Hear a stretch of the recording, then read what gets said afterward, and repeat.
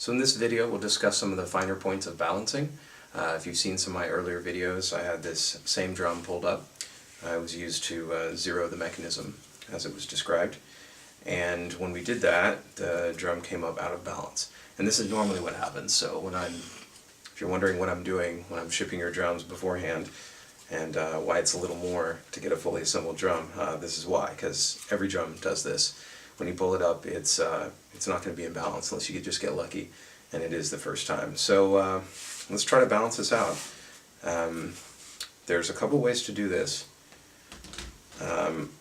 I'm at the point right now where I'm trying to get really good at just redistributing the stress instead of constantly trying to pull out the slack from the buckles. In this particular case, since the slack is right next to the buckles, let's give it a shot and see how it goes. So the easiest thing to do here is to note that you have a low spot.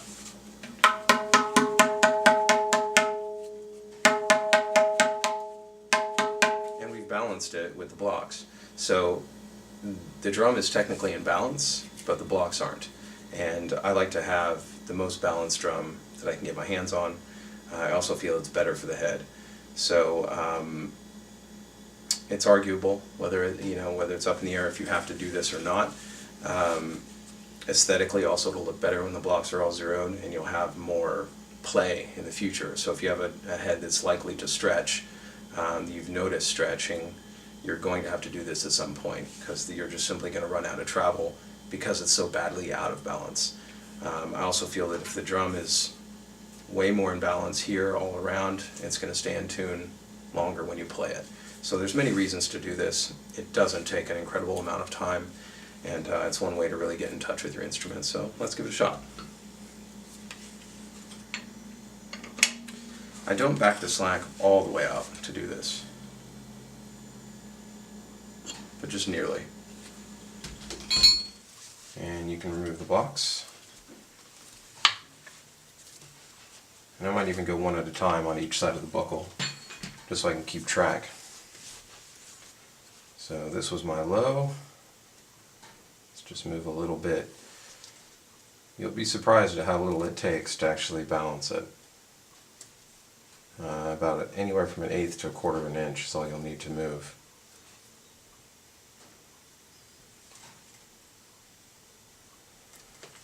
And so here, when you're down at the buckles, you'll want to loosen up this buckle, make yourself a big loop right here.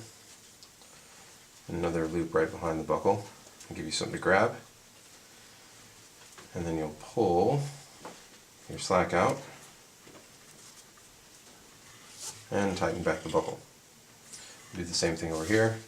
Here's my low.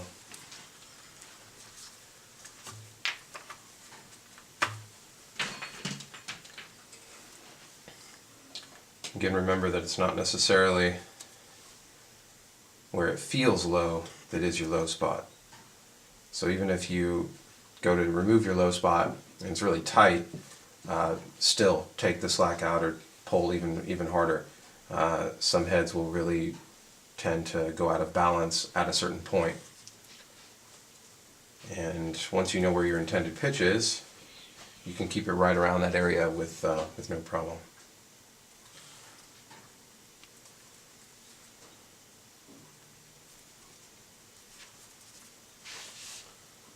And it's really just time consuming, it's not difficult. So here we go, we're at the buckle.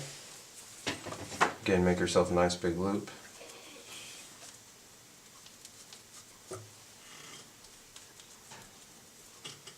And take the slack out, like that.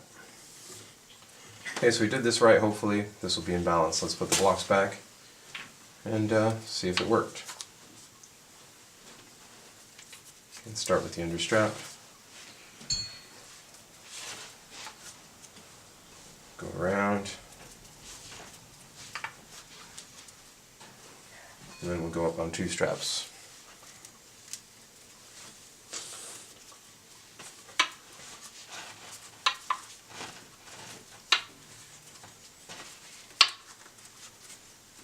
Okay.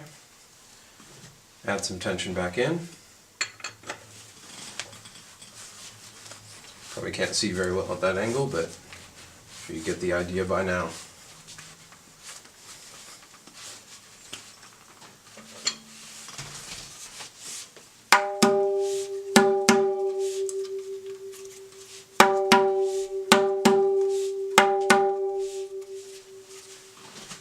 A little more.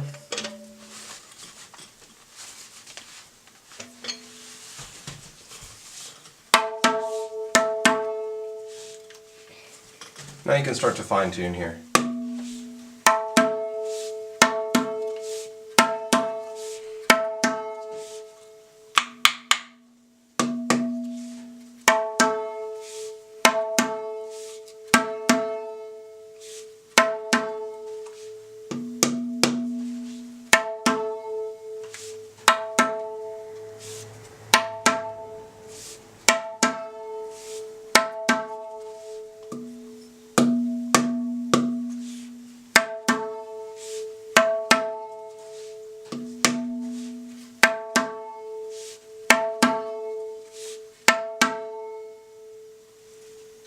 So you can see that greatly improved it, and we removed the tension through the buckles in doing this.